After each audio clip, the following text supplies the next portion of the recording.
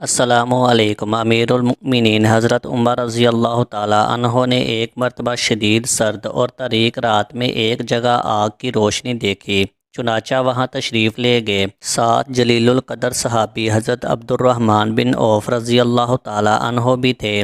حضرت عمر رضی اللہ تعالیٰ عنہ نے آگ کے پاس ایک عورت کو دیکھا جس کے 3 بچے زاروں کی طرح رو رہے تھے۔ ایک بچہ کہہ رہا تھا، امی جان ان آنسوؤں پر رحم کھاؤ اور کچھ کھانے کو دو۔ دوسرا بچہ یہ کہہ رہا تھا، امی جان لگتا ہے شدت بھوک سے جان چلی جائے گی۔ تیسرا بچہ کہہ رہا تھا، امی جان کیا موت کی آغوش میں جانے سے پہلے مجھے کچھ کھانے کو نہیں مل سکتا؟ حضرت عمر بن خطاب رضی اللہ تعالیٰ عنہ آگ کے پاس بیٹھ گئے اور عورت سے پوچھا، اے اللہ کی بندی، تیری اس حالت کا ذمہ دار کون ہے؟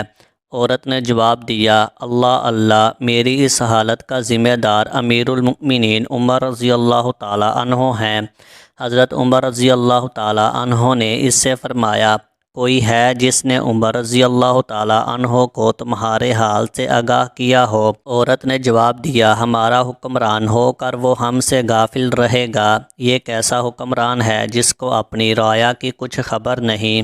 یہ جواب سن کر حضرت عمر رضی اللہ تعالیٰ عنہ راتوں رات مسلمانوں کے بیت المال گئے اور دروازہ کھولا۔ بیت المال کا محافظ چوکیدار بولا، خیر تو ہے امیر المؤمنین رضی اللہ تعالیٰ عنہ؟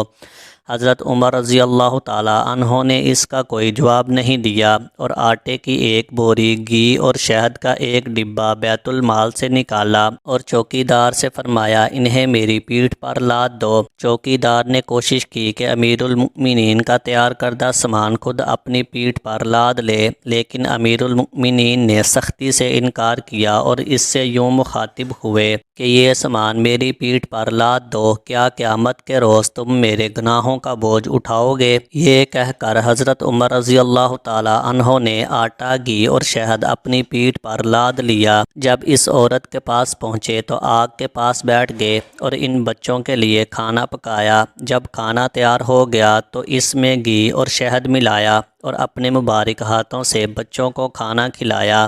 یہ منظر دیکھ کر ان یتیم بچوں کی ماں کہنے لگی، قسم اللہ کی تم عمر رضی اللہ تعالیٰ عنہ سے کہیں زیادہ منصب خلافت کے اہل ہو۔ حضرت عمر رضی اللہ تعالیٰ عنہ نے اس سے فرمایا، اے اللہ کی بندی، کل عمر رضی اللہ تعالیٰ عنہ کے پاس جانا، وہاں میں ہوں گا اور تمہارے معاملات کے متعلق اس سے سفارش کروں گا۔ یہ کہہ کر حضرت عمر رضی اللہ تعالیٰ عنہ واپس آ گئے اور ایک چٹان کے پیچھے آ کر بیٹھ گئے اور ان بچوں کو دیکھنے لگے۔ حضرت عبد الرحمن بن عوف رضی اللہ تعالیٰ عنہ نے حضرت عمر رضی اللہ تعالیٰ عنہ سے کہا، واپس چلتے ہیں کیونکہ رات بہت ہی ٹھنڈی ہے۔ حضرت عمر رضی اللہ تعالیٰ عنہ نے فرمایا، اللہ کی قسم میں اپنی جگہ اس وقت تک نہیں چھوڑوں گا جب تک ان بچوں کو ہنستا ہوا نہ دیکھ لوں، جیسے میں نے آتے وقت انہیں روتے ہوئے دیکھا تھا۔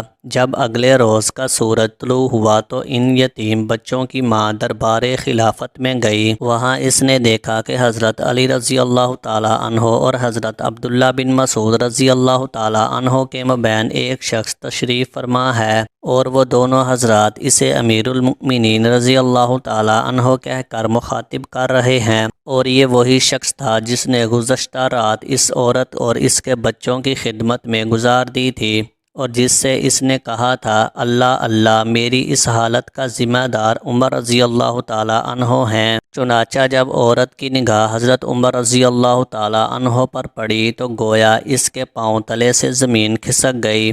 امیر المؤمنین نے عورت سے فرمایا، اللہ کی بندی، تیرا کوئی قصور نہیں، چل بتا تو اپنی شکایت کتنی قیمت کے عوض فروخت کرے گی؟ عورت معاف فرمائیں اے امیر المؤمنین۔ حضرت عمر رضی اللہ تعالیٰ عنہ نے فرمایا، قسم اللہ کی تو اس جگہ سے ہٹ نہیں سکتی جب تک کہ میرے ہاتھ میں اپنی شکایت بیچ نہ دو۔ بالآخر حضرت عمر رضی اللہ تعالیٰ عنہ نے اس بیوہ خاتون کی شکایت اپنے مال خاص سے 600 درہم کے عوض خرید لی اور حضرت علی بن طالب رضی اللہ تعالیٰ عنہ کو کاغذ قلم لانے کا حکم دیا اور یہ تحریر قلم بند کرائی۔ حضرت علی رضی اللہ تعالیٰ عنہ اور ابن مسعود رضی اللہ تعالیٰ عنہ اس بات پر گواہ ہیں کہ فلاں عورت نے اپنی شکایت امیر المؤمنین عمر بن خطاب رضی اللہ تعالی عنہ کے ہاتھ فروخت کر دی۔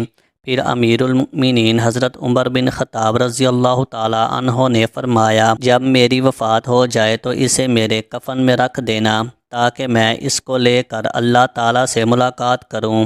اللہ اکبر کبیرہ۔ یا اللہ ہمارے حکمرانوں کے دلوں میں بھی اپنا ڈر پیدا کر۔ ویڈیو اچھی لگی ہو تو ویڈیو کو لائک کریں، شیئر کریں اور مزید اسلامک واقعات والی ویڈیو دیکھنے کے لیے میرے چینل کو سبسکرائب کریں۔